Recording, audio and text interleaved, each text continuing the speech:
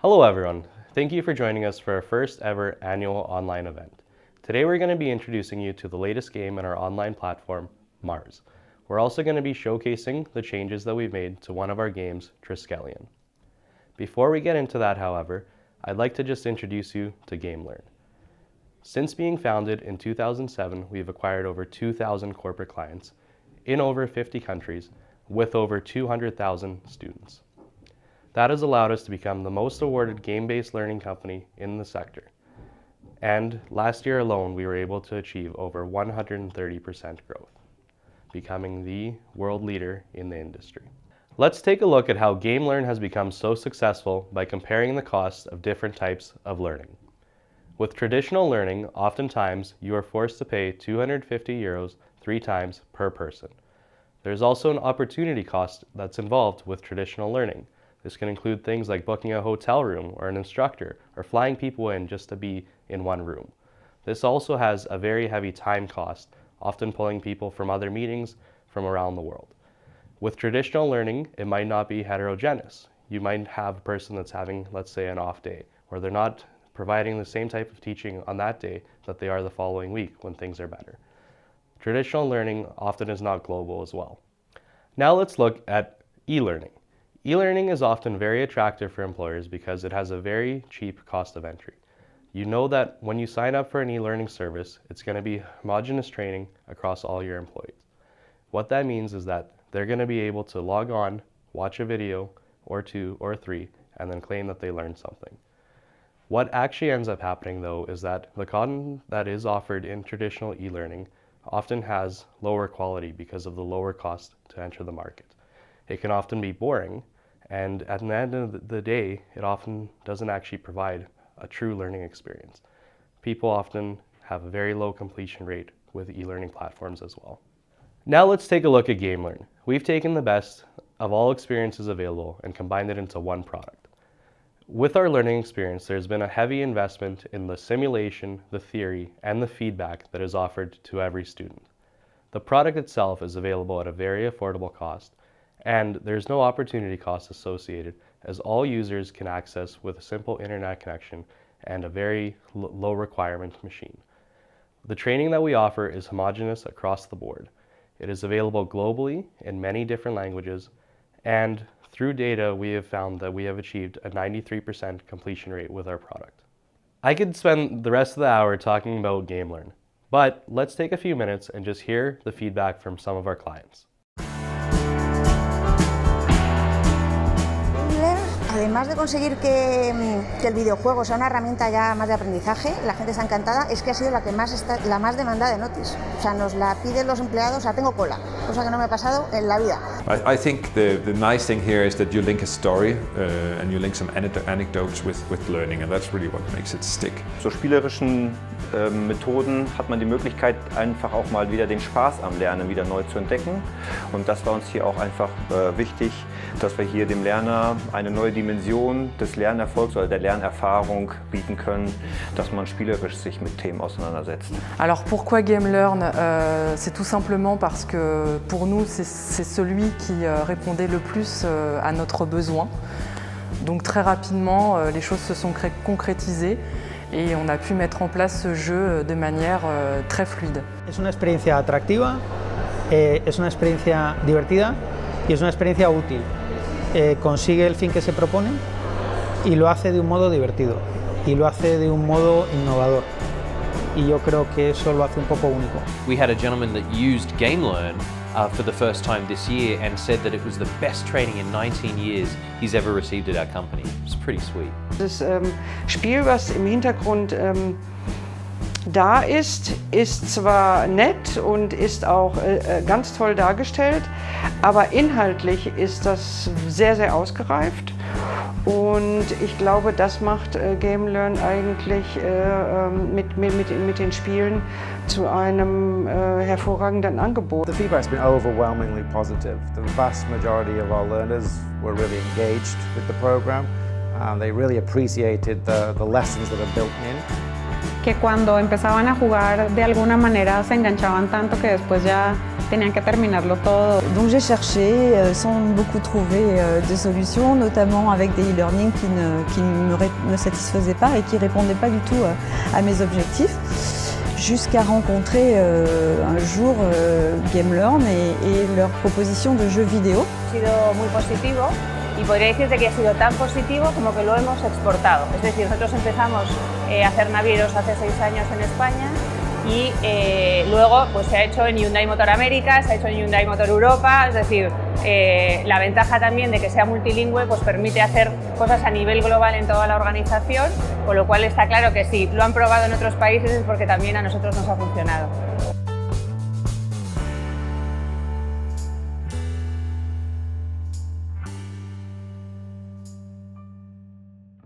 Now I'd like to introduce you to my colleague Catherine, who's meeting with her client Kyle from Enercon Services to talk to him a little bit about his experience with our platform.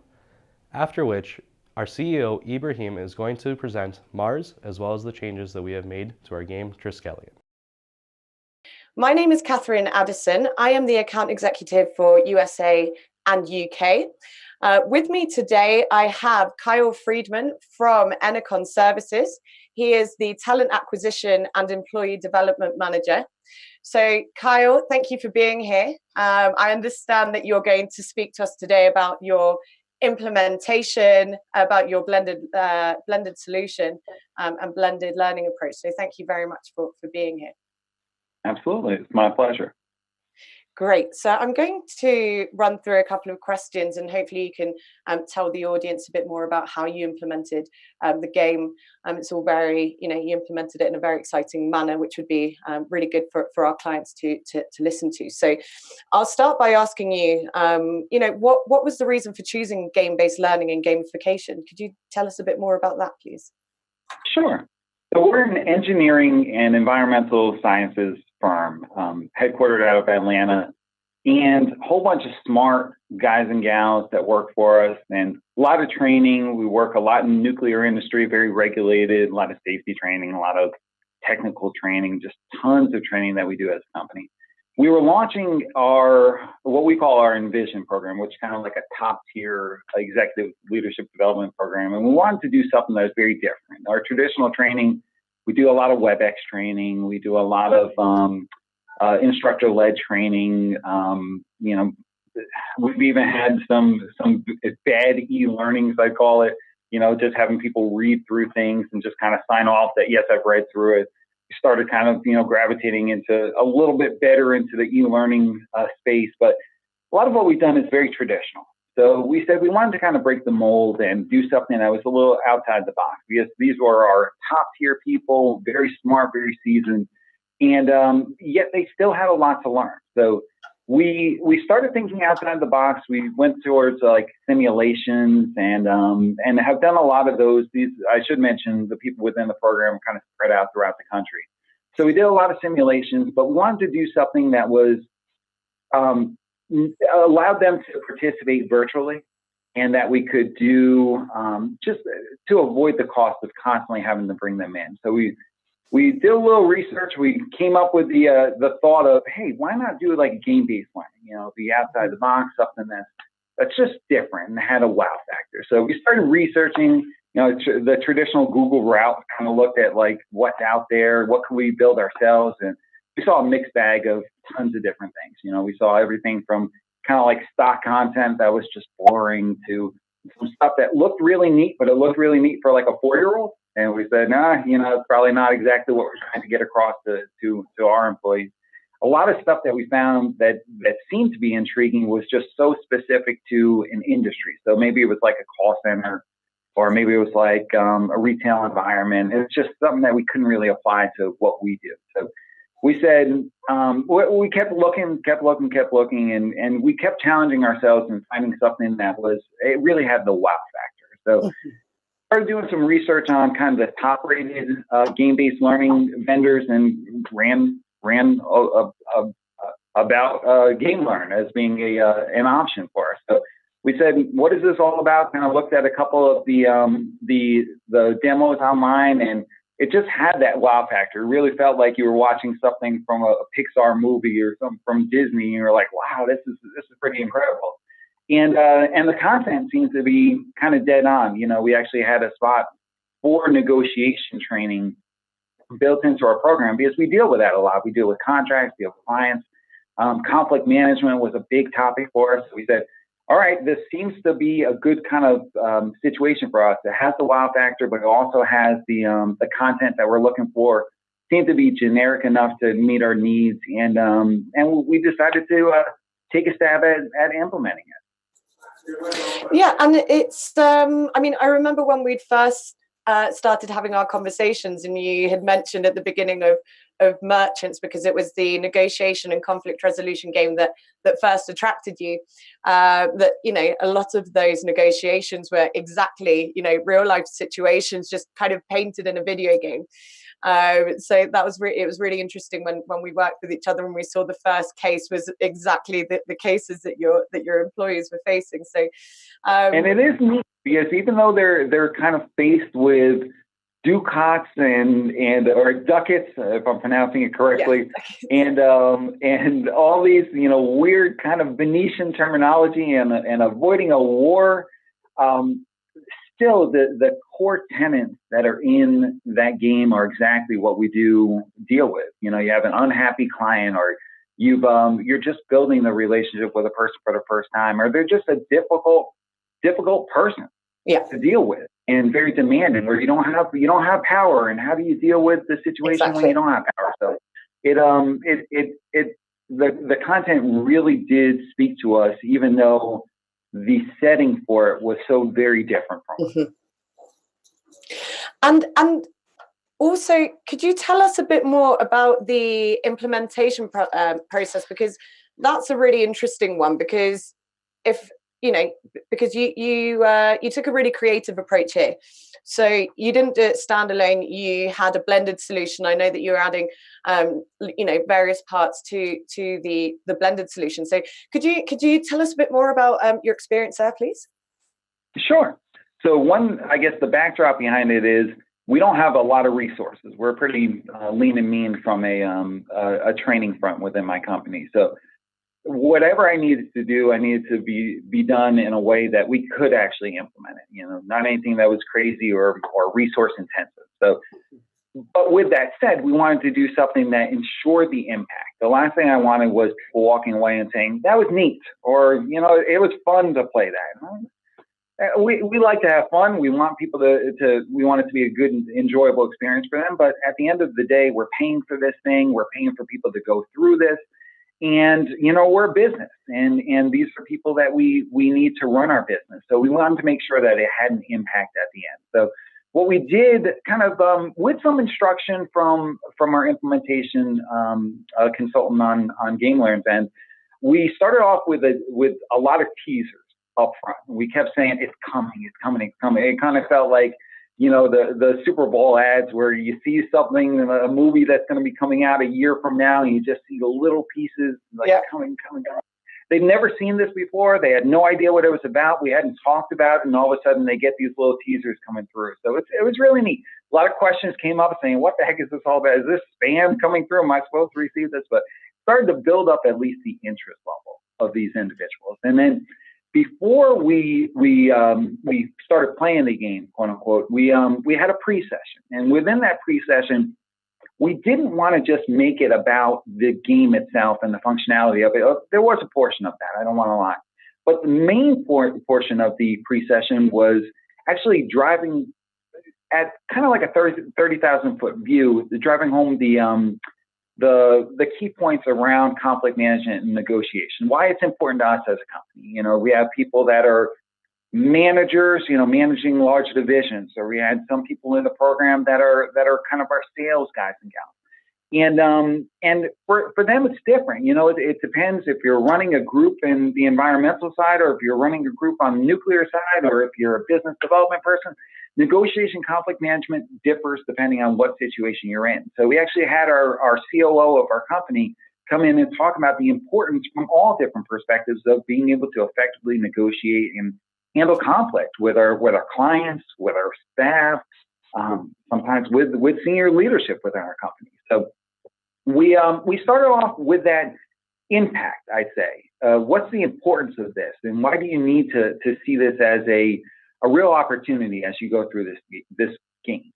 And we try to, in some respects, minimize, although, hindsight being 2020, not sure if we even need to do it. We tried to minimize the game aspect of it and really called it more of a simulation, more of a learning opportunity. But I think they got there regardless. I think, as they played it out, they really enjoyed it, and I'll probably speak to that a little bit later. But I think they still got the key meaning coming from it. So first off, had the pre-session, talked about the importance of it, then talked about the gameplay, probably spent 10 minutes. I mean, the implementation on our part was so simple because it is really an intuitive interface. And they just kind of got in there and played with it. And it's intended to be challenging at first. And even I played it myself, and I was like, man, it took me 15 minutes to really get going and really understand exactly how to do it, and probably another hour or so to be able to feel like I've actually gotten the strategy behind it. But in terms of getting them up and running, there's not much that we had to give to them. Just how do they log in? How do they get their username? Some tips, that saves automatically. You don't have to get to a certain portion. That basic things like that. Then we just had them play. Or I should say, in the pre-session, we also gave them their competition end of it, because that was a big thing to us. We wanted to make sure that it was competitive. We have a lot of competitive, people in our organization. If they got up to that level in the program, they're going to have competition, in their core set of values. So we set a prize. We set a substantial prize for them, both monetary, and we had a little award that we gave out to people as well. And we really sold that strong because we wanted to make sure that people were driven to do it. Then we had them play it. We gave them about, I think it was 2 or 3 weeks to complete it. My biggest fear was, people would not complete it, and all of a sudden I have to chase people down. That didn't seem to be the case for the most part. But people just really enjoyed it. We had 100% completion. People really loved it. They had good takeaways, good feedback. I mean, I can only share a couple of the stories. We had one of the guys that made me laugh so hard, because actually it was our VP. He wasn't even playing the game, but he said, I walked into the office of these two guys, and they were talking about, how do we strategize around getting the maximum ducats and how do we deal with this war that's impending over here? And he was like, we must be going crazy here. I mean, it's different business, but they just enjoyed it so much, and they know that they were playing this individually, so they shouldn't have even been talking about their strategy for it. But our VP just kind of laughed and said, they really got into it. They were really driven. We even had one guy that talked about calling one of his colleagues at like 10:30 at nighttime because he saw him surpass him in the rankings, and kind of called him up and said, hey, I'm beating you now. I'm beating you. So they really got the energy with it. And then, again, I didn't want it to just be about the game. Of course. At the end of it, and I think this really, to me, sealed the implementation and made it such a good thing, and it's something that we're going to build on moving forward, is that we had a debrief session at the end. And it wasn't a standard debrief, what'd you learn type thing. We really went through the key points in the game. There's good data that you can pull from it, even from like an administrative standpoint, and say, well, here's the lessons that were covered, and here's the negotiations that they went through. And we were able to tease some of that together, put in a quick little presentation, say, here's the key points to remember coming out from it. And we had all of them share their experience. Not only how did they like it, kind of some feedback for us, but more importantly, what you learn and what are you going to do with it. And we had, I guess the thing that fascinated me was we even had our sales guys and gals kind of come back and say, well, I'm doing this on a daily basis, but I got some tips. I got some good strategies for how I can kind of sell that I'm trying to get them on my side, but I have no power to it. Or, I'm trying to get in with a new client, and I hadn't even, figured out how to make my entrance way, but I got some good tips for it. And these people that have been doing this for a living for, decades at this point. So it's pretty amazing what they even got through it. Again, I was a little fearful kind of looking through and saying, well, people are going to be like, I've already done this. So it would be great if I was 20 years old, and, it would have been great at the beginning of my career, but they didn't have that. And I think everybody really learned something from it. They enjoyed it, good positive feedback from the experience. And the takeaways, I guess the how are they going to implement it was pretty amazing. So I know we had one of our managers saying, hey, I'm going out to one of our client sites in a couple of weeks. I'm going to go out there and see if I can use X, Y, and Z strategy with it. And I think we actually had one of our sales guys that was going to use it we do like change orders. If something, we have a little bit of scope creep on a project and we need to get some more money from a client, which is not an easy negotiation to have. I remember him kind of talking about, well, I need to go out there and maybe I can use this kind of strategy, find out their interests, really make sure that I'm building their trust with it and blend those things in before I actually go out there and talk about the money. So lots of good, impacts, lots of good application. And it left our guys and gals, even at that high of a level, asking, well, when's the next one that we could play? Which was kind of neat. Yeah, I mean, it sounds like there's already been, visible impact on the learner. I think the way that you implemented it, was great, because it's not just focusing on the course, it's focusing again on, some extracurricular, getting everyone involved. Everyone's gone through that same experience together. So you can almost, from that create a discussion for people to, for the participants to get involved and, have a conversation, teach each other.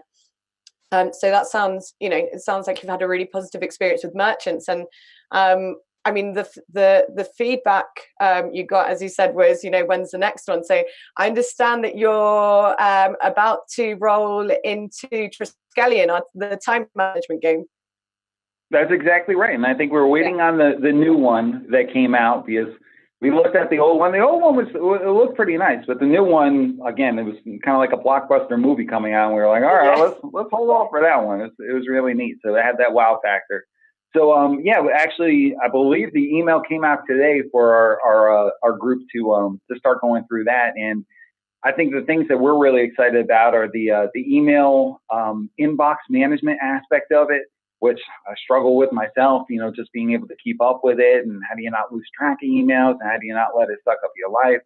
So I'm excited. I know I'm taking part in this one myself. So this will be a good thing to be able to learn from. And we're going to do the same setup. We'll go through it. We'll let people are on board, know what we're in turn. And then at the tail end, we'll have a good solid debrief with it. And we're looking to roll this out just in a more full fashion for us as a company. I know we're starting off with the Envision group. Next year, we'll have another set of people going through our Envision program. Mm-hmm. And we're looking potentially into our emerging leaders, which is kind of like our bottom level leadership development program for the younger staff kind of coming up in their career, exploring where do they need to grow. And again, as you start heading towards things like there's a leadership game, there's the time management game, the negotiation game. There's a lot of them that are very applicable to what our needs would be. So we're excited to see where this thing goes. And I think we've started off on the right foot. Well, hopefully we can get you back to have another discussion in the future about Triskelion. And, I think I recall we were speaking about perhaps putting compliance training into Ada, but that will come somewhere down the line. Absolutely. Okay, well, look, Kyle, thank you so much for your input. It's been, an absolute pleasure working with you from start to finish.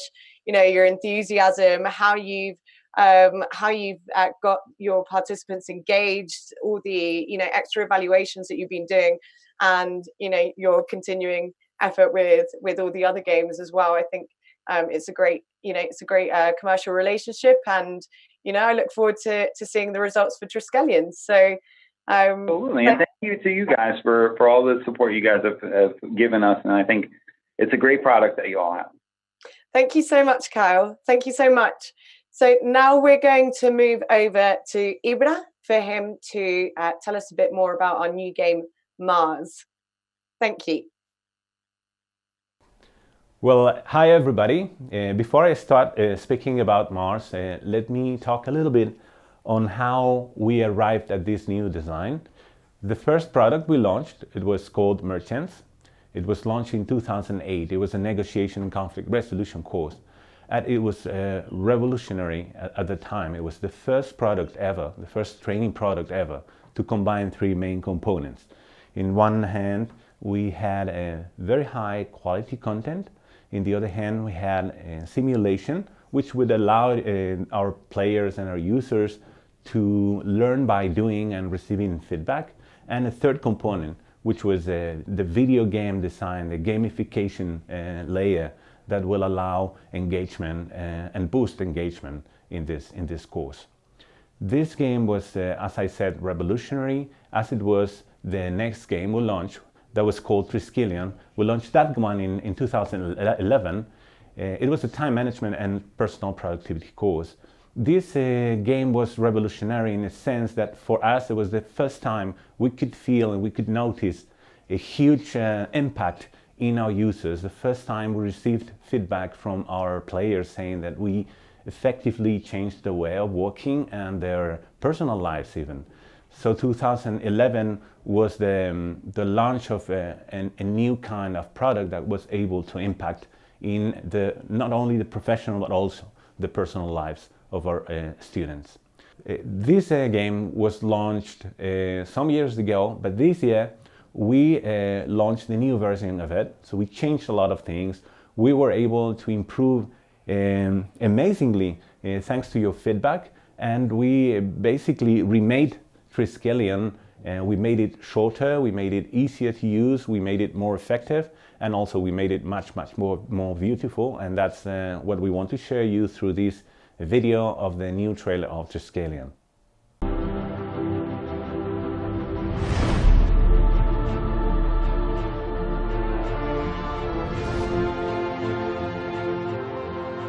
In the 1st century AD, Lucius Annius Seneca left a great legacy for humanity. This Spanish philosopher and statesman, born in Cordoba, discovered the secret to success, wealth, and happiness. We steal time from ourselves, let others steal it from us. And this is because we don't realize that our time is our life. Orator, writer, lawyer, and philosopher, Seneca was a senator who led the Roman Empire for 5 years, a time of exceptional prosperity. His secret has been preserved for 2,000 years by the Order of Wisdom, whose members have refined and improved it to create the most complete time management system in history. In Celtic culture, the Triskelion represents wisdom and continuous learning. This is why Seneca and his disciples chose it as their symbol. During this adventure, you will become Professor Robert Wise and have the opportunity to learn and practice with the most advanced time management simulator on the market. My name is Marie Laforette. I want you to help me find the treasure of the Order of Wisdom. The burial chamber of the tomb at Newgrange is dark all year round. Only during the winter solstice will the sunlight penetrate the chamber to illuminate the symbol that will help you find what you are looking for.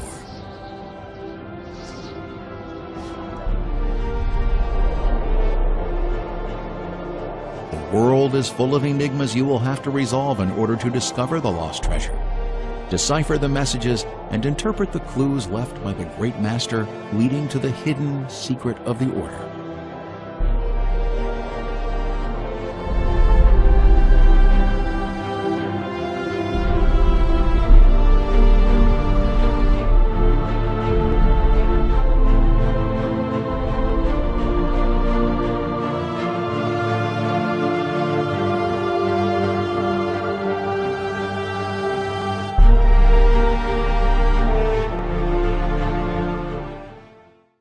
In 2015, we launched Pacific. Pacific is our game, our simulation on leadership and team management. When we launched that game, again, we revolutionized the sector, the market, and nobody else launched a game like this one before. So it was a pure simulation on how to manage your virtual team, receiving feedback in the way. And also it became, very quickly, it became the most awarded training video game in the world. In 2016, we launched 2100, a customer service video game. And this game was special because for the first time in game learning products was able to allow our clients, allow you to include any kind of content and so the lessons and also the cases inside the game were customizable by you. And it's a game obviously focused on customer service, but also it was the first game to give us like very specific and very direct feedback on the impact we were having in our clients' performance. So we were able to really boost sales in some of the clients that were using 2100. Last year we launched Ada. Ada was a very special game, again very innovative, very different. It was a new way of designing video games for your use, and in this case Ada is basically a story without content. This means that you can upload your own content into the game and use our structure, use our game as a communication tool for your students. Basically a story, and that story can be, you know, welcoming any kind of content you wish to upload to the game. So today we are talking about Mars. Mars is our brand new game. We've been working very hard in this game for almost 3 years now. It's been a huge challenge, but before I start talking about Mars, let me show you a short video that basically is our trailer, and the kind of video you can use to communicate this course to your people.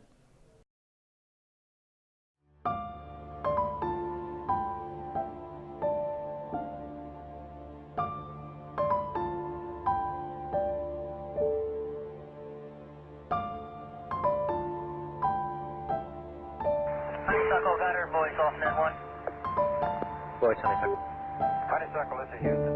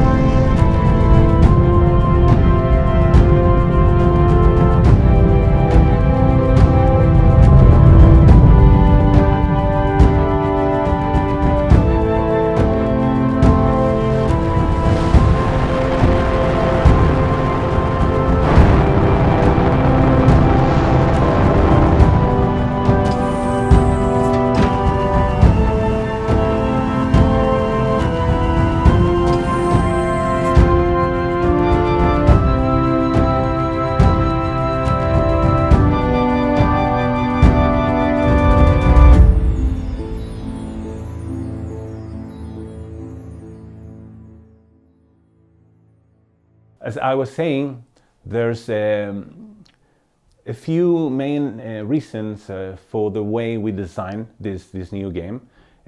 All of these reasons came from the feedback of our thousands of clients all over the world.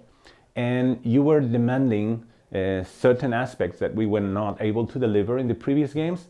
And one of those were that you asked our games to be able to be replayable. So you wanted the students to be able to play these games more than once. And so far, our previous games are kind of a story. This story has a beginning, has an end, and once someone has played the game for the first time, he is not actually very attracted to repeat the game again. So that was one of the first demands that you had. Second demand was that you wanted the game to be time flexible. Again, the previous games of GameLearn, they had very specific timings. So we have games that are 3 hour long. We have other games that have 7 hour lengths, and some of them have even 12 hours. but you want it to be flexible in the way you configure those games for your people. In fact, one of the very specific demands was that many people wanted to be able to use those games within a meeting or within some kind of event. So we had to find a way to allow you to play the games maybe 1 hour, 2 hours, 3 hours, 1 month, 2 months, 3 months, depending on your need. The third demand that you were asking for was that the games needed to be social. So the previous games were social. We had rankings, we had collaboration, we had communication among students, but still you wanted a little bit of extra social learning. And the fourth demand would be you wanted the game to be customizable. So this is something really important for many of our clients. You don't want to have a fixed content, you want to have a content that can adapt to your needs, something that you can use to communicate very specific knowledge or information within your organization. But the fifth and last, and I would say most important of the demands was that not only you wanted to have it customizable, but you wanted it to be automatic. You didn't want to work. You wanted the games to customize itself, which is very difficult, but still that's something we try and achieve with this new design. So once I explain why the game was designed this way, let me explain what Mars is about. So basically Mars is a game, it's a strategy game in which the student will adopt the role of the protagonist. It basically has the main mission of building a colony in Mars. At the same time, he or she will be competing against his colleagues to build the biggest and richest colony in the planet. So basically, we'll be arriving at the planet. We won't have anything, but obviously our spaceship in which we arrived in, and then we'll have to build this colony. The first time the first thing we'll have to do in the game is we'll have to set the name for our colony, and also we'll be able to personalize the shield we'll be using to identify the colony. Once we do that, we'll work basically with the resources of the colony. So the main goal here is to build the biggest and richest colony while we compete with our colleagues, and to do so we'll have to manage resources. Those resources would be food and water and energy. We'll need also housing for our settlers and so on. And that's the kind of information that you can find in the top of the screen we are showing you right now. So once we are considering these resources, to be able to achieve those resources, we'll need to build buildings. Those buildings will provide those resources. So let's say, for example, we want to build something. We'll just have to click somewhere in the colony and choose the kind of building we want to be building. The different buildings will allow us to produce certain resources. In this case, for example, we can produce water. Also, the amount of water that we can produce depends a lot on the level of the building. And this is another kind of building, in this case, the Hawkit, where we can generate food for our settlers. Again, the higher the level of the building, the higher the resources we can achieve with its construction. Also, we'll have different kinds of buildings that are buildings that we use to generate energy for the settlement. We're talking about solar panels, windmills, even nuclear plants. And other kind of building, as I said before, is the housing. The housing will allow us to welcome new settlers. These settlers will be arriving to the planet every turn. This is a turn-based game, and every turn, depending on the infrastructure we already have set in our colony, we'll be able to welcome less or more settlers. So in this case, we have the first level of housing. As I said before, you can upgrade to different levels. This would be the second level of housing, the third level, and we also have like an extra fourth level, which is kind of the beautiful, shape of the building, because many of the people, many of the students playing the game are very engaged and very motivated with making the colony nicer than the rest of the people's colonies. So another different kind, slightly different kind of building is the ones we call the happiness achievement buildings, which is basically a kind of building that will allow to raise the happiness in our colony. The happier the colony, the richer the colony, the more resources the colony, the more settlers we can bring on.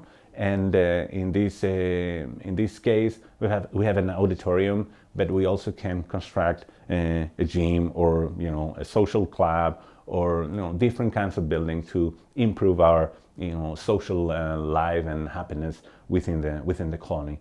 So basically, as I said before, we will arrive at a colony that is empty, and taking into account the resources and that we have to have enough resources to bring new settlers into our colony, then we'll be able to construct different buildings just by clicking, as I said before, and then making our colony grow, as you can see in the screen right now. As I said before, it's also interesting to know that every single building, we can just click on it and upgrade it. So we see how we just upgraded one of the housing units. And this same way, we can just make our colony grow and grow until we have a huge and beautiful colony. So that would be the main game mechanics. The second thing I want to talk about is the Research and Development Center.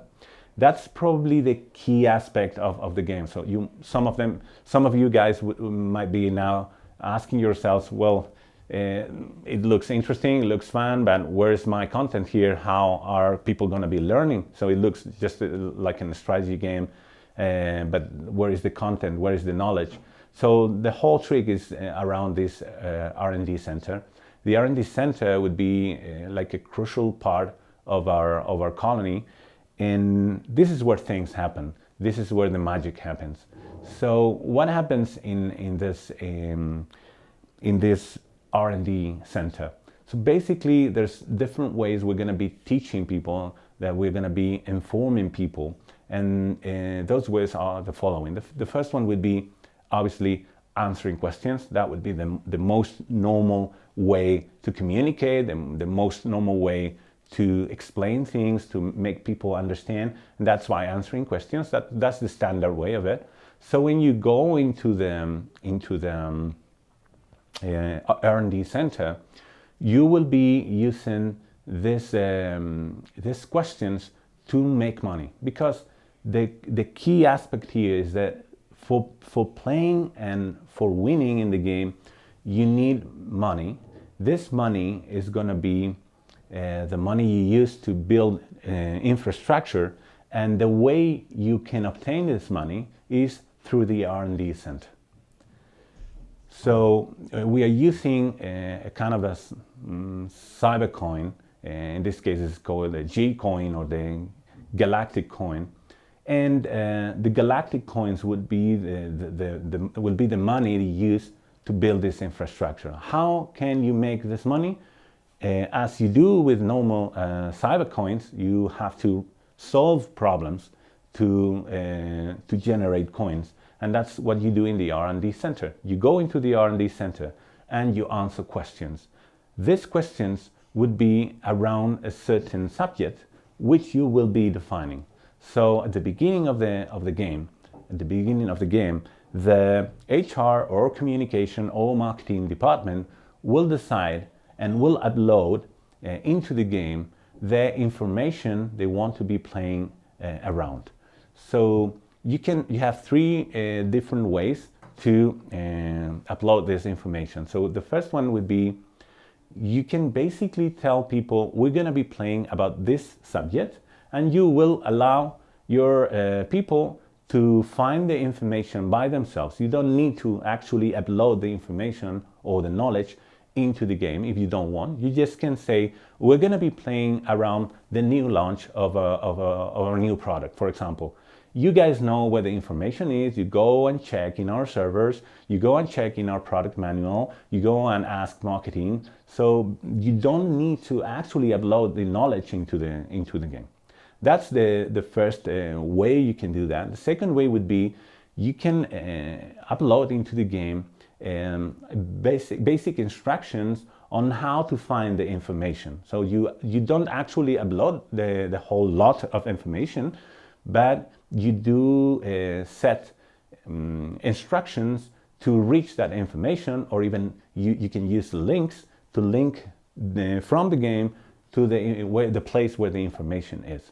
And the third way you can use, that would be the most complex one, or the one that means more work for you, is you can actually upload the content into the game. So you find a place, and the users will find a place inside the R&D center where they will find this information you uploaded, which is basically videos, PDFs, images, or plain text. So that's the three ways you can define what is the subject you're going to be using to play in the game. So it's kind of a Trivial Pursuit kind of game around the subject you chose. So going back to the first way a player can make money, and you can see now in the screen, we can enter the R&D center and ask questions. In this case, is a question about our new launch, our new product launch. You can see how someone asked what's going to be the price of the new product. We have different options. This would be as easy as choosing the right option. If we choose right, we get money. If we choose wrong, we don't get money. So people will be somehow motivated to be careful and choose the right questions.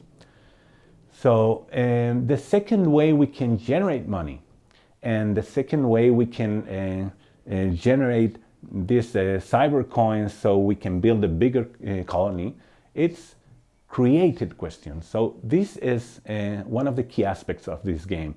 You not only learn through answering questions, which is good. This is what almost every product out there is doing. But you can generate your own questions. And you maybe, or probably, most of you guys have done a little bit of training yourselves. You know that you learn the most, not when you listen, but when you have to teach. And this is somehow a similar strategy. They will obviously learn a lot if they answer questions, but they are going to be learning the most if they have to think about new questions they can add to the game. And this is how the game Mars, it's becoming social itself. So it's pure social learning in the sense that the questions that are going to be played in the game are questions generated by the users, the players. So in this case, let's imagine that the question we saw before, we are going to be generating it. So as I said, it's as simple as filling out a form. So we'll basically fill out the question. We'll add different options that you can choose as answers. And the only extra thing you need to do is define which is the correct answer. As simple as this, but the difficult thing here is not generating the question, but looking inside the information, trying to learn around the information so you can configure a question that can be challenging for the rest of the people, because the questions that you generate, that you create, are going to be asked to the rest of the players. They are going to never be asked to yourself, obviously. So first way that you can generate coins is answering questions. Second way, it would be creating your own questions. And third way, and I would say the most interesting one of them, is debating around questions. So many of you are now asking yourselves, okay, how can we control the kind of questions that are created in the game? And this can be something crazy because there's no control on this. But there is a system for this, and that's the option to challenge questions. So in this case, if you are playing and, for example, someone asks you this question that we just created, and you think the question is wrong, or maybe you think the question is inappropriate, or you think it's inadequate, you can challenge the question. And the students are going to be somehow motivated to find questions to challenge, because if you challenge a question and the question is effectively wrong, you're going to be making a lot of money. By the way, the person who created a wrong question is going to lose money. So in this case, let's imagine we think this answer is not correct. It could be that the question has nothing to do with the subject that we chose to play about, or it could be that the question is wrongly spelled, or is something that is using inadequate language. But in this case, let's assume that we don't like the answer because we think the pricing is not the correct pricing. So we'll basically push into the challenge button, and this will allow us to define why we are challenging the question, why we think this question is incorrect, and we'll have to add an explanation of that. In this case, we're going to be basically, as you see in the screen, assuming that there's a mistake in the way we chose the pricing. The great thing about this is when you challenge a question, this question will go to the debate area inside the R&D center. This means that the people that is entering the R&D area, they can make extra money if they go and debate around the conflictive questions. So now we can go into a question, take a look at all the questions that have been challenged, take a look at why they've been challenged, and participate in this kind of debate. So we can see here in the screen how the different colonies have been participating around this issue, trying to decide if this question is correct or incorrect. This obviously will generate a lot of conversation around specific issues that are not clear, maybe something you didn't communicate effectively, maybe something that is not well explained in your manuals or in your communication strategy. This will give you a lot of very insightful information on which points in your information strategy are maybe missing extra effort or extra explanation. Okay, so after all the debating, at a certain point, our algorithms will decide if, depending on the people who participated in this debate and also depending on how many voted right or wrong, will decide if the question is correct or incorrect. The great thing here is that if we can find a question that is not clear, a question where the debate has been very equal and we don't have a huge majority stating that the question is correct or incorrect, then we'll launch that question, we'll send this question that is now somehow not solved yet to what we call the dread judge, basically the specialist in your company that is able to explain or to clarify any kind of doubt. So let's say in this case we are playing around the new launch of our new product, then we can configure when we are about to start playing, we can configure the person. All these questions are going to be asked to in the case the debates are not clear, and this person would be the one deciding or saying the last vote and explaining everybody what the correct answer is. So in this case, all the people who voted wrong, if the question was wrong, they will get extra coins. And all the people who voted right when the question was wrong, they will be penalized and they will lose some coins. And obviously the person who found and who challenged an incorrect question is going to be awarded and we're gonna give him or her a lot of coins. And for the person who created a wrong question, he will or she will lose a lot of money him herself. So this is the way the community is going to be controlling the information. The community is going to be self-controlling the contents that they are generating around the game. Again, with Mars, one of the key components of the game and the engagement is the competition. All of our games have used competition in the past, and it's very successful, and we'll keep using it. In this case, you will be competing with the rest of your colleagues, trying to build this the biggest and richest colony. So you can, at any point in the game, you can go and check the ranking. You can see where you are in the ranking, and you can also interact with your colleagues. In fact, you can see at the right side of the screen the feed.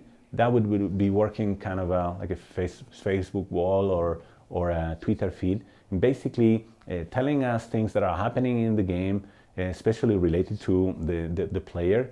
But also you can find information, specific information the HR department or the marketing department wants to share with the players.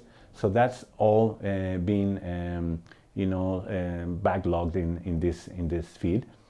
Not only can we check our position in the ranking, but we can also visit other people's colony, so we can compare with them and check how big they are growing and if their colony is nicer than us. And that's basically some kind of engagement element for many of our students.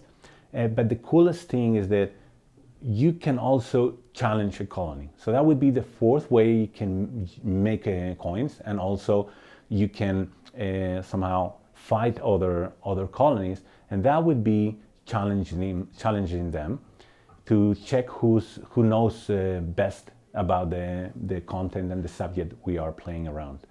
So let me show you how the challenge works. It's basically, I will challenge a colony, they will receive a message, and basically we will go through this set of questions. When they are done, we'll see the screen with the results, and at the end of the turn, we will be comparing your results with the other colony's results to see who won or who lost.